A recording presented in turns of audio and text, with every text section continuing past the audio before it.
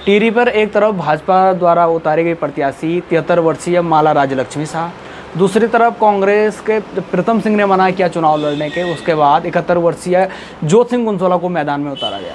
इन दोनों को टक्कर देने के लिए उत्तराखंड से एक युवा, मात्र 26 साल का युवा, ऐसा माहौल बना दिया युवा ने कि पूरे जो समीकरण है उनको बदलने की स्थिति आ गई है। बॉबी पंवार का जिस हिसाब से माहौल देख रहे हैं, तो क्या लगता है आपको टिहरी लोकसभा सीट पर? बॉबी पंवार का मामला सिर्फ टिहरी लोकसभा से नहीं जुड़ा हुआ है जी। बॉबी पंवार किसकी लड़ाई लड़ रहा है? मैंने कहा ना कि पुष्कर सिंह धामी खटीमा से अपने बच्चों को देहरादून ला गए, सारे मिनिस्टर ला गए, एमएलए ला गए। ये अपने बच्चों को देहरादून में क्यों पढ़ा रहे हैं? क्योंकि अच्छी स्कूलिंग हो जाएगी, इनका बच्चा अच्छे एग्जाम के लायक हो जाएगा, कंपटीशन एग्जाम के लायक हो जाएगा और ये किसी एग्जाम को क्रैक कर सकता है।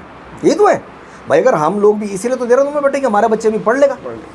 बॉबी पंवार अगर उस जो है पेपर लीक के इशू को ना उठाया था, इस देश में क्या कानून बन पाता?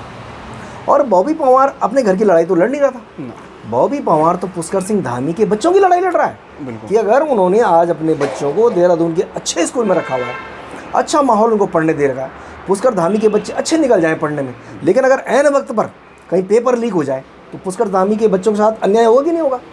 धन सिंह के बच्चों के साथ अन्याय होगा, सुबोध उनियाल के बच्चों के साथ होगा, रेखा आर्यर, जितने भी ये लोग हैं। हमारा मानना अगर आप ये भी न माने कि आप आम जनमानस से जुड़ी हुई चीज़ें करें, तो कम से कम इन नेताओं को, इन विधायकों को, मंत्रियों को ये सोचना होगा कि अगर आज इस प्रदेश के भीतर आपने नकल विरोधी कानून को बनाया है, तो उस लड़के की वो जो आपने लाठियां बजाई, उसके जो आप उसको जेल में ले गए और जो आपने उसको जो है जिस प्रकार थ्रेटनिंग उसे मिली, तो ये एक सामान्य लड़का निश्चित रूप से अगर वो लोगों की आंखों को तारा बना हुआ है तो वो उसका हकदार होगा, ऐसा नहीं है।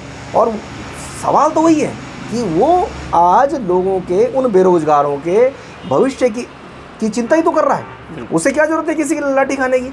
कोई किसी को अच्छा थोड़ी लगता है कि आज अखबार में खबर छपी हुई कि इसके ऊपर 8 मुकदमे हैं। किस चीज़ के मुकदमे हैं? इस बात की चर्चा नहीं कोई कर रहा कि मुकदमे किस चीज़ के हैं। मुकदमे उसी बात के तो हैं कि वो एजिटेशन कर रहा था, वो लोगों के लिए संघर्ष कर रहा था, वो सड़क पर खड़ा था, इसलिए उस पर मुकदमे हुए।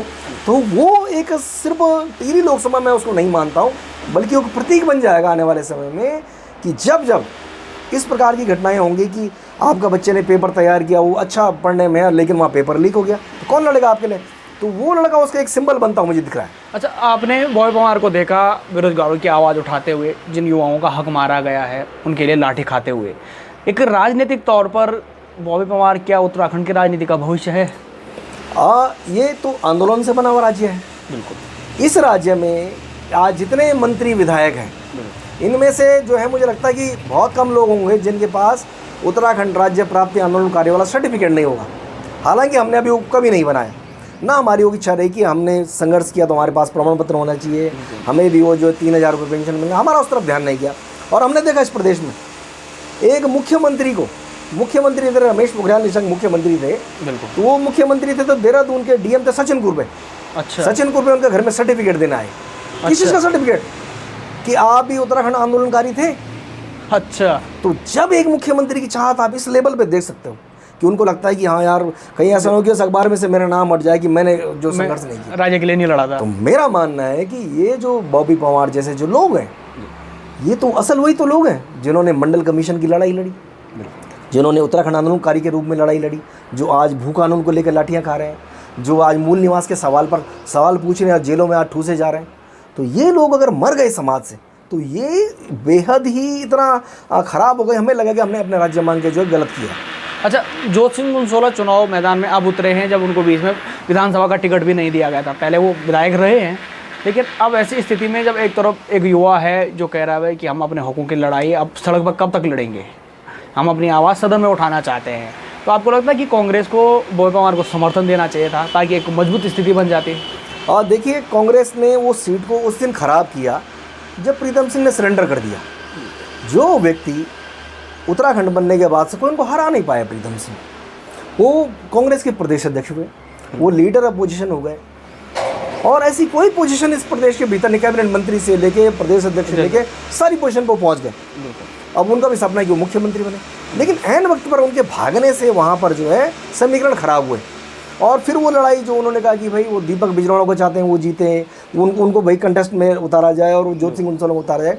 विषय ज्योत सिंह गुंसोला का नहीं है, विषय उस सीट पर प्रीतम सिंह के भागने का है।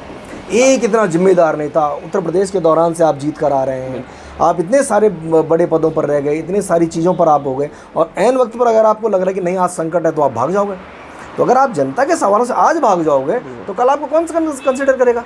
आप प्रीतम सिंह की बात कर रहे हैं। उत्तराखंड कांग्रेस के जो 3 बड़े नेता माने जाते हैं यहाँ पे, प्रीतम सिंह हो गए, यशपाल आर्य हो गए और हरीश रावत हो गए। तीनों में से कोई चुनाव नहीं लड़ रहा है।